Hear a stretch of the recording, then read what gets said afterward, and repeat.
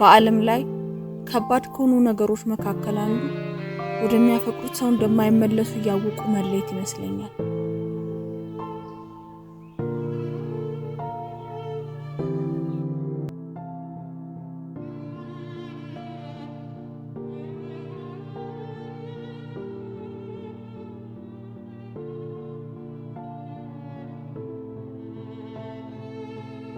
ጥሩ ልብን የሚያሞቁ ጊዜያት አለፉ።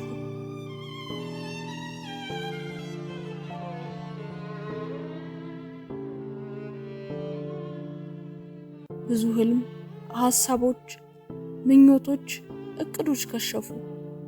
በነበር የሚወሩ ተራ ወሬ ሆኑ። እሺ መውደድስ ውደደኝ፣ አፍቅረኝ ላፍቅርህ፣ ግን እንዳትለምነኝ እንመለስ ብለህ። ልቤ ተዘናግቷል፣ ረስቷል፣ ታክቶታል።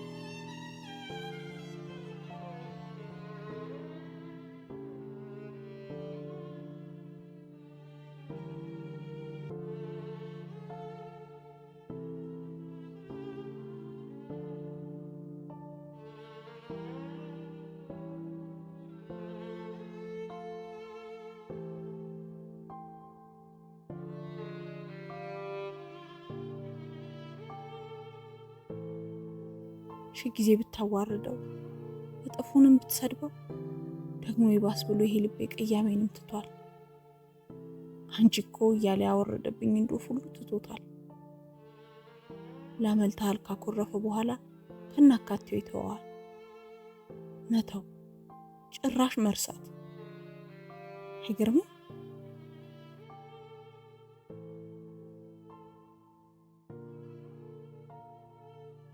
ታዲያ ይሄን ልቤን ለሀገሩ ሰው ሁሉ ተመኘሁት።